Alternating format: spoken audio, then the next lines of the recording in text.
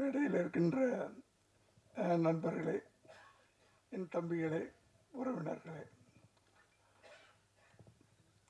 குறிப்பாக தலைவர்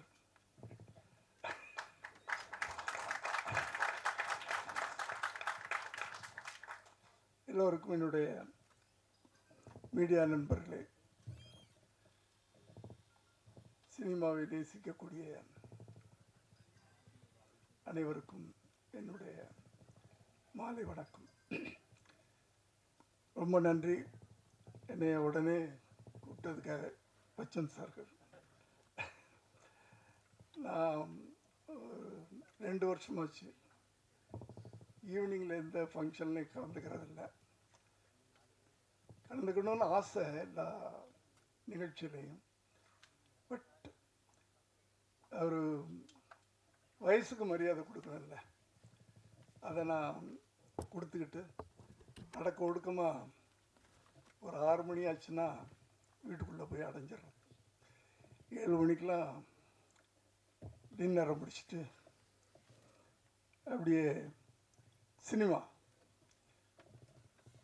7:30 மணிலேருந்து 9:30 மணி வரைக்கும் ஏதாவது ஒரு சினிமாவை பார்த்துட்டு அழகாக 9:30 மணிக்கு. அதனால் நான் எங்கேயுமே ஈவினிங்கில், அதை நான் சொன்னேன், வந்தால் நடுவில் போகக்கூடாது, அது சபை நாகரிகம் இல்லை. பெரியவங்களாம் இருக்கும்போது நான் பாட்டுக்கு பேசிட்டு போனேன்னா நல்லா இருக்காது.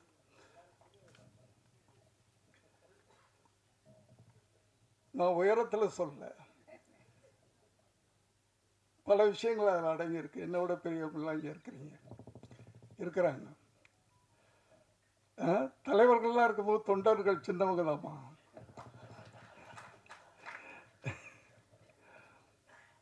இல்லையா? அதனால் தங்கர் பச்சன் அவர்களுக்கு என்னுடைய நன்றியை தெரிவிச்சுக்கிறேன். ஒரு நல்ல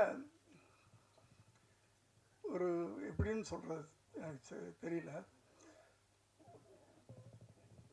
அந்த நினைப்பு இருக்கிறது இல்லை. தங்கர் பச்சன் அவர்கள் எல்லாருக்கும் தெரியும், ஒரு பெரிய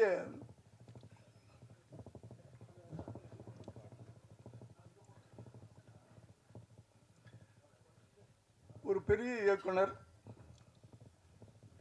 பல காவியங்களை தமிழ் திரையுலகத்துக்கும் தமிழ் மக்களுக்கும் கொடுத்தவர். ஏன்னா அவர் படங்கள் திரைப்படங்களாக நான் பார்த்ததில்லை, ஒரு காவியங்களாக தான் இருக்கும். அப்படிப்பட்ட ஒரு சிறந்த இயக்குனர் தன் மகனை அறிமுகப்படுத்தணும்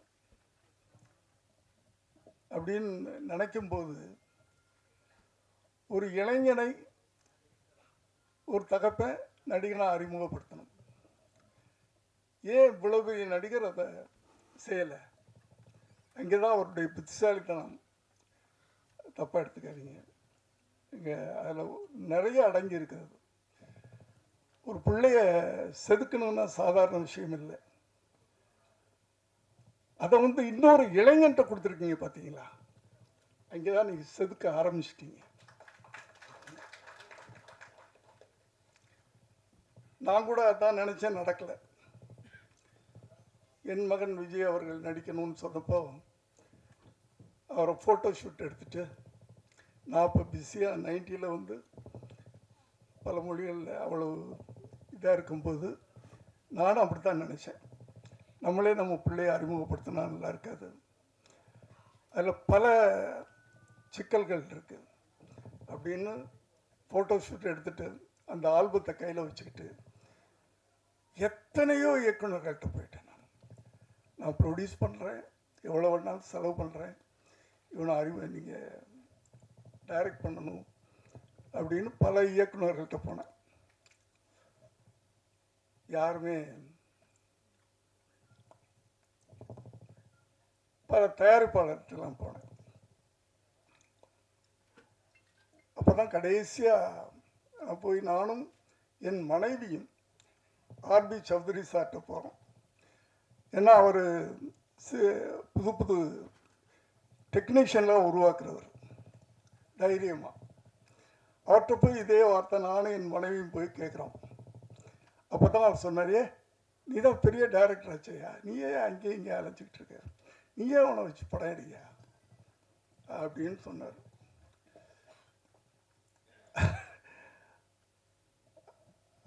அதனால தான் நான் வந்து கட்டாயமாக அவரை வந்து நானே வச்சு படம் எடுக்கக்கூடிய ஒரு சூழ்நிலை உருவாச்சு. ஆனால் தங்கர் பச்சான் அவர்கள் ரொம்ப அழகான வேலையை பண்ணியிருக்கிறாரு. ஒரு இளைஞனை அறிமுகப்படுத்தணும், அந்த இளைஞர்கள் மத்தியில் போய் ஒரு நடிகனாக பச்சக்குன்னு நெஞ்சில் நிற்கணும். அப்படின்னா இன்னொரு இளைஞன் அந்த இளைஞனை உருவாக்கணும் அப்படின்னு நினச்சி அந்த பொறுப்பை கொடுத்துருக்கிறாரு. அவர் பாலு மகேந்திரா அவருடைய பட்டை தீட்டப்பட்டவர் அப்படின்னு சொல்கிறாங்க. எனக்கு அவர் பழக்கம் இல்லை. இருந்தாலும் அவர் இந்த படத்தின் மூலம் முதல்ல ஒரு இயக்குனராக, ஒரு இயக்குனர் சங்கத்தில் அதன் மூலமாக கூட நான் ஆசைப்படுறேன், அந்த இயக்குனர் வெற்றி பெற வேண்டும். முதல்ல ஒரு இயக்குனர் அவர் வெற்றி பெற வேண்டும்னு ஆசைப்படுறேன். வெற்றி அடைஞ்சிட்டாருன்னு படம் பார்த்தவங்க சொன்னாங்க என்கிட்ட. ரொம்ப ரொம்ப அழகாக அந்த படத்தை பண்ணியிருக்காருன்னு சொன்னாங்க. கேள்விப்படும் போதே சந்தோஷமாக இருந்துச்சு. அடுத்து ஹீரோ. அதாவது ஒரு தகப்பனுடைய கனவு, தன் பிள்ளை அப்படி வரணும் இப்படி வரணும். ஆனால் இவர் தன் பிள்ளையுடைய கனவை நிறைவேற்றுறதுக்காக இந்த ஒரு ப்ராஜெக்டை அவர் ஆரம்பித்து பண்ணியிருக்கிறாரு. அவருக்கு என்னுடைய வாழ்த்துக்களை தெரிவிச்சுக்கிறேன். அந்த தம்பி இந்த திரையுலகத்தில் ஒரு பெரிய கலைஞராக வரணும், உருவாகணும் அப்படின்னு நான் வந்து வாழ்த்துறேன். மற்றபடி இதில் சப்போர்ட்டிங் கேரக்டர்ஸ் அப்படின்னு சொன்னால் நிறைய பேர் இருக்காங்க. ரொம்ப அழகாக எல்லாரையுமே புதுமுகம் போடாமல் சப்போர்ட்டிங் தான் ரொம்ப முக்கியம். ஒருத்தனை தூக்கி நிறுத்தணும்னா பக்கத்தில் இருக்கவங்களாம் சேர்ந்தானே தூக்கி நிறுத்தணும். அப்படி ஒரு கனமான கதாபாத்திரங்களை மையப்படுத்தி அப்படி அதை ஏற்று நடிக்கக்கூடிய சிறந்த நடிகர்களெல்லாம் கூட நடிக்க வச்சிருக்கிறாரு. எல்லோருக்கும் என்னுடைய வாழ்த்துக்கள். பேரன்பும் பெருங்கோபமும், அதிலேயே வந்து கதை, அன்பு காட்டுறவனுக்கு நான் அடிமையாக இருப்பேன், அடக்க நினச்சா என் கோபத்தை யாராலும் அடக்க முடியாது. அதுதானே கரெக்ட் தானே? கதையே சொல்லிட்டார் அந்த டைட்டிலில். என்னுடைய ஃபார்முலா தான் அது. என்னுடைய ஃபார்முலா, என்னுடைய குணாதிசயம். நாங்கள்லாம் வந்து ஒரே குணாதிசயங்கள் கொண்டவங்க தான். அன்புக்கு அடிமையாக இருப்போம், அடக்கணும்னு நினச்சா அவ்வளோதான். எங்கள் கோபத்தை எங்களாலே அடக்க முடியாது இல்லையா? அப்படியே இருந்தால் அப்படியே ஜெயிச்சிட்டோம். அது ஒரு விஷயம். ஸோ இந்த படக்குழுவினரையும் சம்பந்தப்பட்ட அத்தனை பேரையும் நான் மனதார வாழ்த்துறேன். இந்த படம் ஒரு பெரிய வெற்றி அடையணும். ஏன்னா சின்ன படங்கள் தான், சிறு முதலீட்டு படங்கள் தான் ஓடணும். அதுக்கு என்ன பண்ணுறதுன்னு தான் தெரியாமல் தவிச்சுக்கிட்டு இருக்கோம். திரையுலகமே திகைச்சு போய் நின்றுக்கிட்டு இருக்கு. அதுலேயும் ஒரு மெசேஜ், நீங்கள் தங்கர் பச்சான் சார் எடுத்துக்கிட்டிங்கன்னா அவருடைய படங்கள்லாம் ஆணித்தரமான ஒரு அழகான ஒரு செய்தியை சொல்லுவார். மெசேஜ் சும்மா எடுத்துட மாட்டார். கத்தி, ரத்தம், வெட்டு, குத்து, அது அவர் தெரியாதது. காவியங்கள், அவர் இந்த படத்தை வழங்குறார் அப்படின்னு சொன்னால் அதுவும் ஒரு காவியமாகத்தான் இருக்கும் அப்படின்னு நான் நம்புகிறேன். நான்